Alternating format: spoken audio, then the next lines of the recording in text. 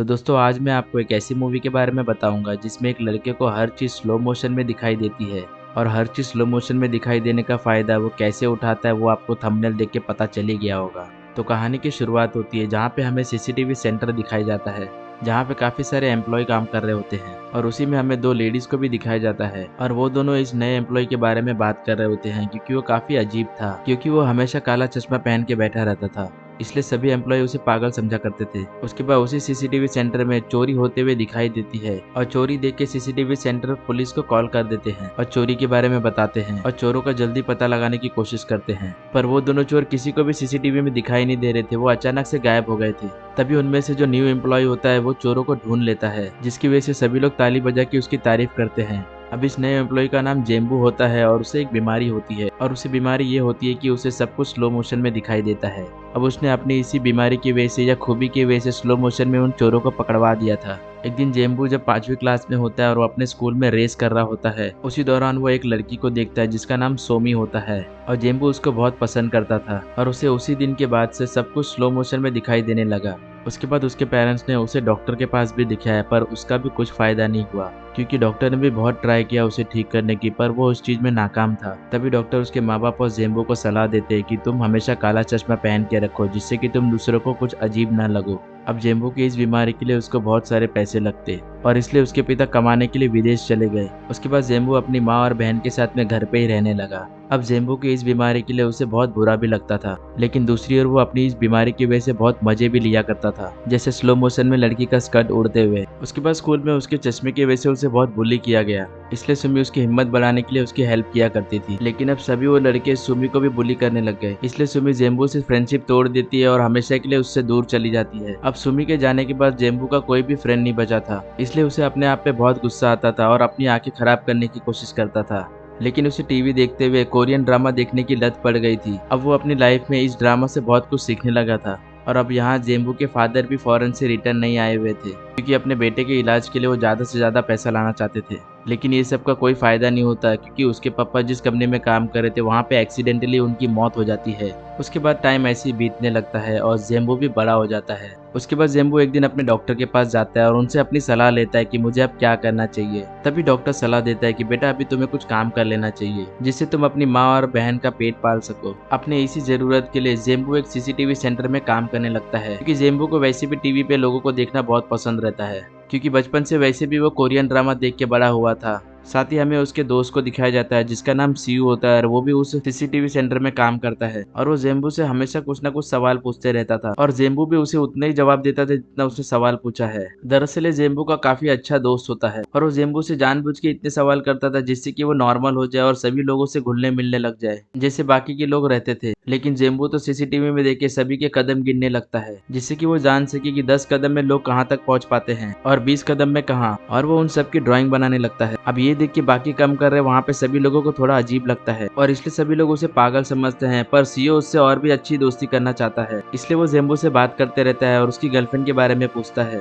तभी जेम्बू अपनी क्रश के बारे में याद करता है जो सोमी हुआ करती थी और इसलिए वो अगले दिन उसके घर पे जाता है। अब यहाँ हम सोमी को देखते हैं जो काफी जवान और सुंदर हो गई होती है, लेकिन सोमी भी काफी गरीब होती है और उसके ऊपर बहुत सारे कर्जा होते हैं, इसलिए कर्जदार उसके पास आता है और उसका घर बेचने की धमकी देता है और ऐसे ही उसको बहुत सुना के और डेली धमका के जाता है। जेम्बू उनकी सारी बात सुन रहा था और देख रहा था मगर वो उसकी हेल्प नहीं कर सकता था और ना ही वो सोमी से वहाँ बात कर सकता था, इसलिए वो घर पे चले जाता है और उसके बाद से वो डेली सीसीटीवी में सोमी को देखता रहता था और सोमी का डेली रूटीन का आने जाने का टाइमिंग याद कर लेता है कि सोमी सुबह में कितने बजे काम पर जाती है और रात को कितने बजे वापस आती है और बाकी दिन में वो क्या क्या चीज करती है। और डेली जहाँ पे सोमी जाके सोडा पीती थी वहाँ पे जेम्बू भी डेली सोडा पीने लगता है और वहीं पड़े कबाड़ में एक सोफे को वो कॉफी शॉप के बाजू में रख देता है क्योंकि वहीं पे शाम को आके सोमी वहाँ पे खड़े होके कॉफी पीती है। अब अगले दिन का सीन दिखाते हैं जहाँ पे सोमी एक बस स्टॉप पे खड़े रहती है, तभी वहाँ पे जोरदार बारिश आती है और जब सीसीटीवी में जेम्बू ये देखता है कि जोरदार बारिश हो रही है तब वो अपने दोस्त के साथ में उसको छाता देने के लिए चले जाता है, लेकिन वही सोमी उसको चल लफंगे बोल के निकल जाती है। उसके बाद जेम्बू अपने वही दोस्त को लेके डॉक्टर के पास जाता है और सोमी को कैसे इम्प्रेस करे उसके बारे में पूछता है। अब अगले दिन सोमी एक ऑडिशन के लिए जा रही होती है क्योंकि उसे सिंगर बनना होता है। तभी उसका मैनेजर फोन करता है और कहता है कि सोमी तुम बहुत लेट हो गई हो, इसलिए सोमी फोन पर ही उसे गाना सुनाती है। तभी वहाँ पे खड़े सभी लोग उसका गाना सुन के बहुत इम्प्रेस हो जाते हैं और यहाँ जेम्बू भी हाथ में फ्लावर लेके उसके पास पहुंच जाता है। तभी सोमी उसे कहती है कि ये फूल का मैं क्या करूंगी, इससे अच्छा तो तुम मेरे लिए नूडल्स लेके आ गए होते। तभी जेम्बू उसका नाम लेके पुकारता है और सोमी को याद दिलाता है कि मैं जेम्बू हूँ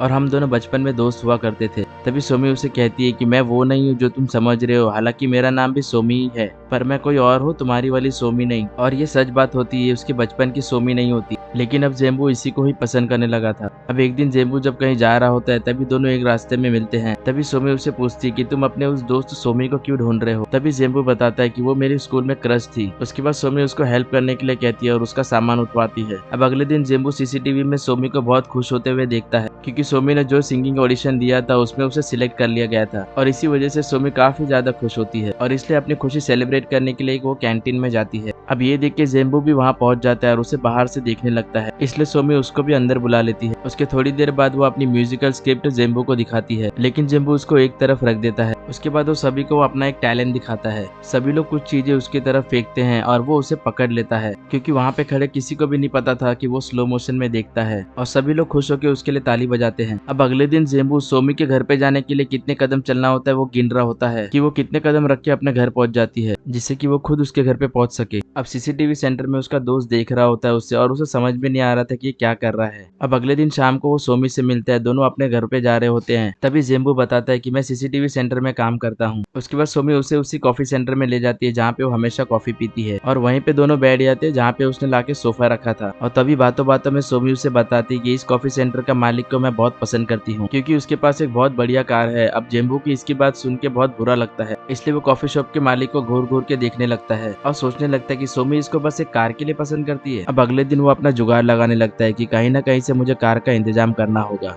और सभी एम्प्लॉय से पता लगाने लगता है कि यहाँ पे किसी के पास कार है, लेकिन यहाँ पे किसी के पास भी कार नहीं होती। और यहाँ सोमी को वो कर्जदार फिर से डरा धमका रहा होता है और इस बार वो सोमी के ऊपर हाथ भी उठाने के लिए आता है, पर जेम्बू आके वहाँ पे उसे बचा लेता है।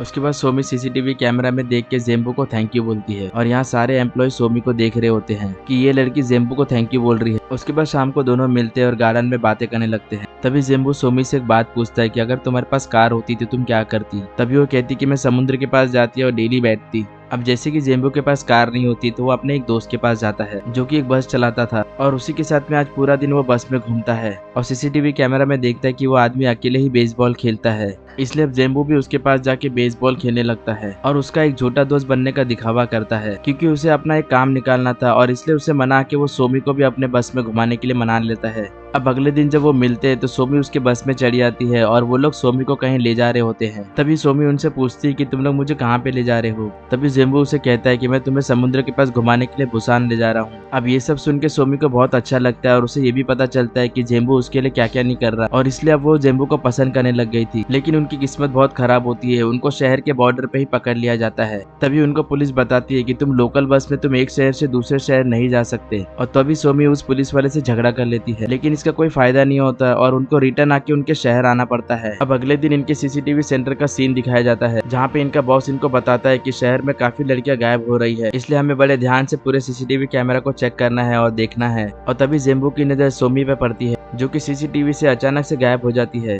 और इसलिए जेम्बू उसको ढूंढने के लिए बाहर भागता है, पर तभी सोमी उसके सामने आ जाती है और वो कहती कि मैं तुम्हारे साथ में प्रैंक कर रही थी। दरअसल वो जेम्बू का टेस्ट ले रही थी कि अगर मैं अचानक गायब हो जाऊँ तो वो मुझे ढूंढने के लिए आएगा या नहीं। उसके बाद जेम्बू के नजदीक आती है और उसका चश्मा निकाल के उसे किस कर लेती है। अब रात को जेम्बू सोमी के घर उसको छोड़ने के लिए आता है और सोमी उसके बाद जैसे अपने घर पे जाती है तो वो देखती कि वो कर्जदार और उसके साथ में कुछ आदमी आए हुए हैं उसके घर पे और उसके घर में तोड़फोड़ मचाने लगते हैं। अब बाहर खड़े जेम्बू ये सब देख रहा होता है और वो उसे बचाने की कोशिश करता है, पर अचानक से उसकी आंख से कुछ दिखाई नहीं देता और फिर चक्कर आके जेम्बू वहीं पे गिर जाता है। अब कुछ देर बाद जब जेम्बू को होश आता है तो वो दोनों वहीं पे बैठ के बातें करने लगते हैं। अब वहीं पे बिखरे हुए सामान में उसकी कुछ उसको फोटोज दिखाई देते हैं जो जेम्बू ने उसके लिए बचपन में बनाई थी। अब ये देख के जेम्बू को पता चल जाता है कि ये वही सोमी है जिसको मैं बचपन से बहुत प्यार करता था और ये मेरी वाली सोमी है। अब अगले दिन जेम्बू जब डॉक्टर के पास अपनी आंखें चेक कराने जाता है तो उसे पता चलता है कि वो कुछ दिनों में एकदम अंधा हो जाएगा। अब जेम्बू को जैसे पहले ही पता था कि वो अंधा होने वाला है, इसलिए वो कहीं भी जाता था तो कदम को गिनने लगता था, जिससे कि उस कदम के सहारे वो सोमी के घर पे हमेशा पहुंच सके। लेकिन वहीं दूसरी तरफ सोमी अपना कर्जा उतारने के लिए अपना घर बेच देती है और अपना कर्जा चुका देती है और अब अपना सारा सामान लेके उसी शॉप में चले जाती है जहाँ पे वो काम करती थी। जिसका मतलब अब ये था कि अब वो वहीं पे काम करेगी और वहीं पे ही रहेगी। वहीं शाम को जेम्बू भी उसे सीसीटीवी कैमरा में देख रहा होता है।